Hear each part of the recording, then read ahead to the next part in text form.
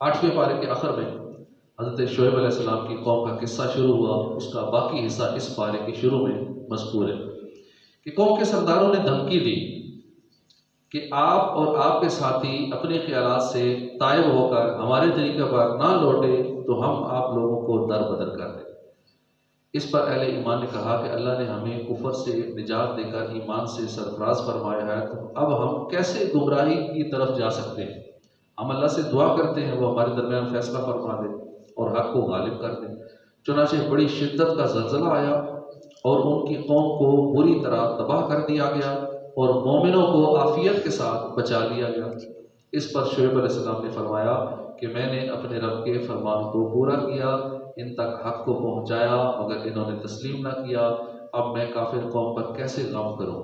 आयत नंबर 103 और 108, 103 से 108 में मूसा अलैहिस्सलाम और फिरौन का जिक्र है। इस वाक़े को कुरान पाक में मुख्तलिफ मकामात पर मुख्तलिफ अंदाज से बयान किया गया है। यहाँ बयान किया गया कि इससे पहली आयत में जिन अंबिया कराम का जिक्र हुआ, इनके बाद हमने हज़रत मूसा अलैहिस्सलाम को उनकी सदाकत पर दलालत करने वाली निशानियों जैसे रोशन हाथ, असा वगैरह मोजज़ात के साथ फिरौन और उसकी कौम की तरफ भेजा। तो उन्होंने इन निशानियों पर ज़्यादती की, क्योंकि हज़रत मूसा अलैहिस्सलाम जो निशानियाँ लेकर आए थे वो बिल्कुल साफ और वाज़ेह और ज़ाहिर थी, लेकिन फिर भी फिरौन और उसके दरबारियों ने इकरार की बजाय इनकार किया। तो उन्होंने इकरार की जगह इनकार और ईमान की जगह कुफर को रख कर हज़रत मूसा अलैहिस्सलाम की निशानियों के साथ ज़्यादती की।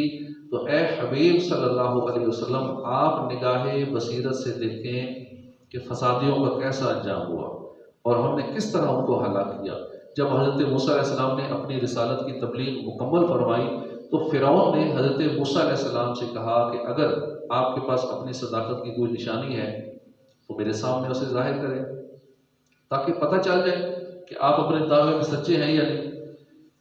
तो हज़रत मूसा अलैहिस्सलाम ने अपना आसा ज़मीन पर डाल दिया, तो फ़ौरन वो एक बहुत बड़ा ख़तरनाक अजदा बन गया।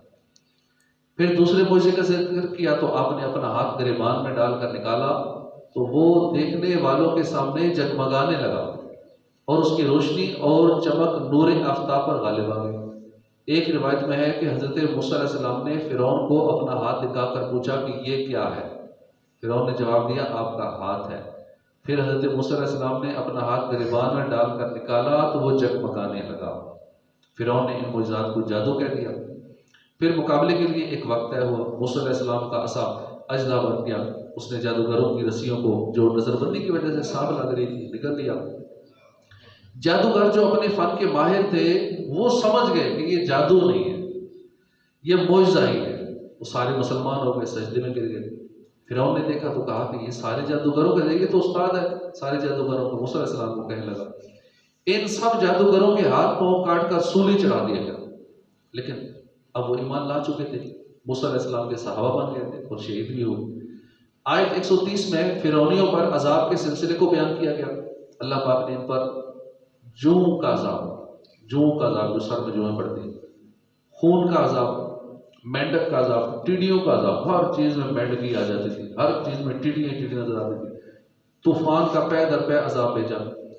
जब भी उन पर अजाब की शक्ल जाहिर होती तो ये छोटे वादे करके झूठे वादे करते थे और मूसा अलैहिस्सलाम से फिर दुआ करवा लेते थे।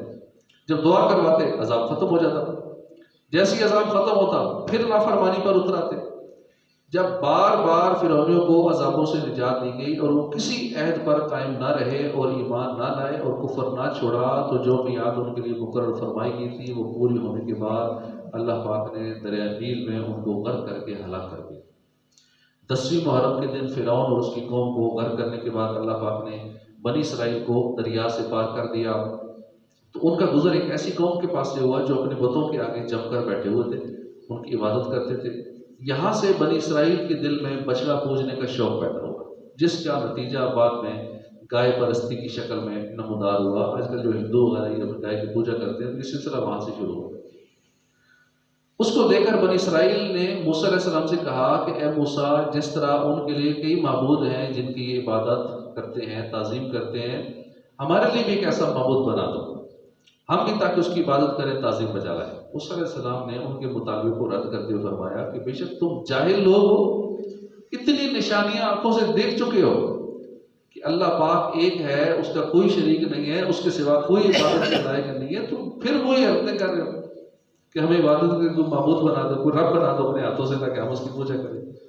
मूसा अलैहिस्सलाम ने मिस्र में बनी इसराइल से वादा फरमाया था कि जब अल्लाह पाक उनके दुश्मन फिरौन को हलाक फरमा देगा तो वो उनके पास अल्लाह की जानिब से किताब लाएंगे जिसमें हलाल हराम का बयान होगा।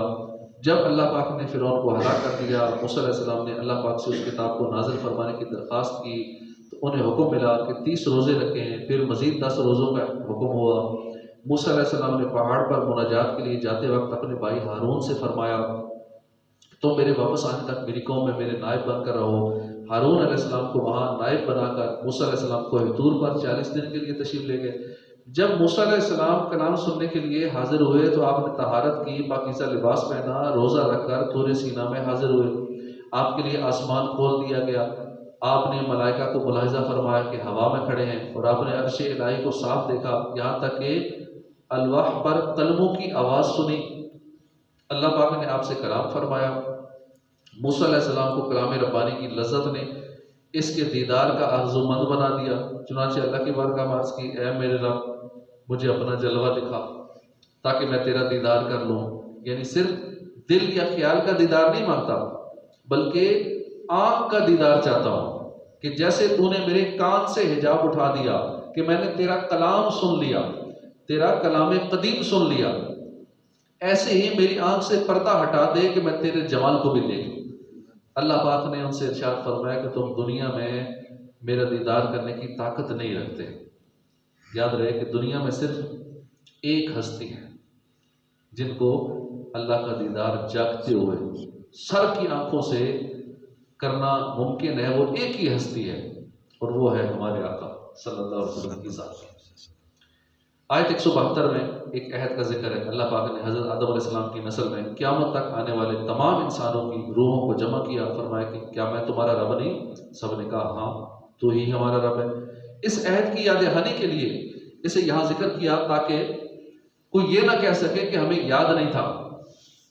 ये शिर्क हमारे बाप दादा से हमें मिला है, क्योंकि आलम अरवा में हर एक ने इकरार किया था, हर एक मान गया था अल्लाह को।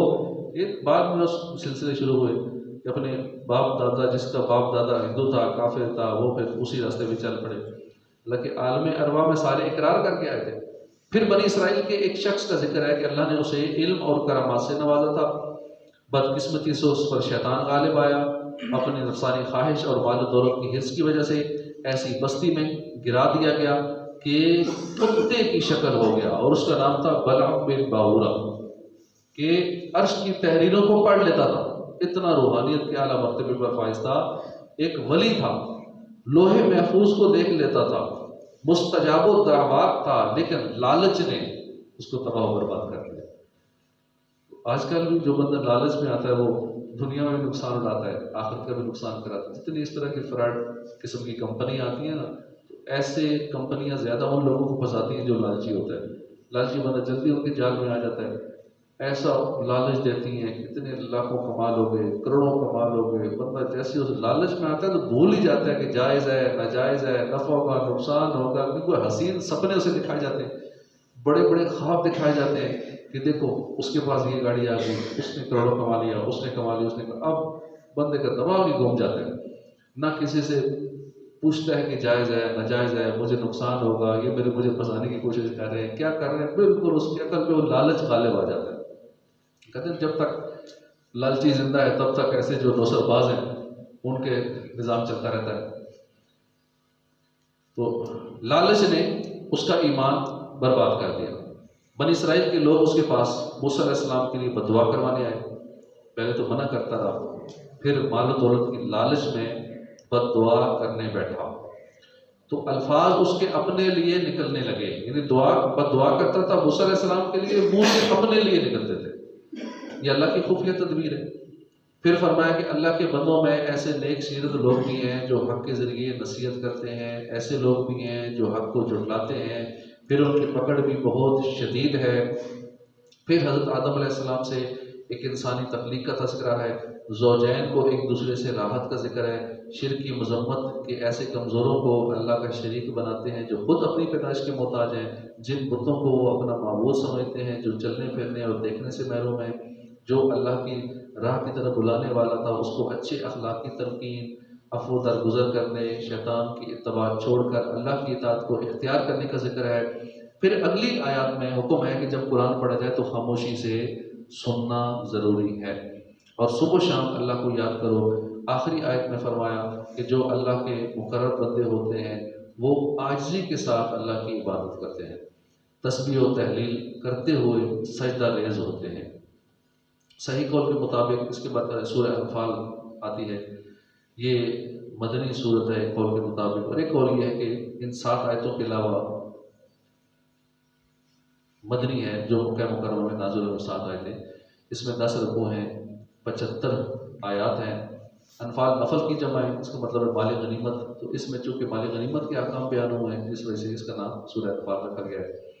पहली आयत में फरमाया कि आपसे माल गनीमत के बारे में पूछते हैं तो आप फरमा दीजिए कि माल गनीमत अल्लाह और उसके रसूल का है। फिर कामिल ईमान वालों की सिफात और ज़ाहिरी और बातिनी कैफियत का जिक्र है कि मोमिन सिर्फ अल्लाह का जिक्र सुनकर लरज़ उठते हैं और आयतें कुरानी सुनकर उनका ईमान बढ़ जाता है। इनका ईमान अल्लाह पर होता है, इखलास के साथ नमाजें कायम करते हैं, अल्लाह के दिए हुए रिस्क में से खर्च करते हैं। ऐसे मोमिनों के लिए बुलंद दर्जात वाले रिस्क की बशारत। अगली आयतों में बदर के मुजाहिदीन का और अल्लाह पाक की भेजी हुई गैबी मदद का जिक्र है। मैदान बदर में हुजूर ने मुट्ठी में रेत लेकर काफिरों की जानब फेंकी थी और फरमाया था कि आज ये रसुआ हो जाएंगे। इसी का तज़किरा है कि अल्लाह की शान ये रेत उनकी आंखों में जा पड़ी। अल्लाह ने फरमाया कि ये आपने नहीं, अल्लाह ने फेंकी है। आपने नहीं, हकीकत में अल्लाह ने फेंकी है। अल्लाह ने बदर को फैसला को मार का फरमाया, मुसलमानों से फरमाया कि ईमान वालों, अल्लाह और उसके रसूल को के बुलाने पर फ़ौरन हाजिर हो जाओ और रसूल सल्लल्लाहु अलैहि वसल्लम से खयानत ना करो, अपने अमानतों में भी खयानत ना करो।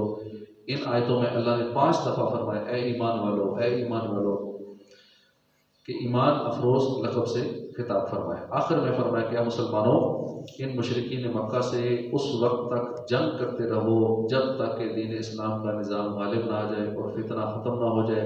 मुशरिकीन को फिर दावत इस्लाम दी गई और बिशारत सुनाई गई कि अहले हक़ का हामी और नासिर अल्लाह है और क्या ही खूब हामी और नासिर है।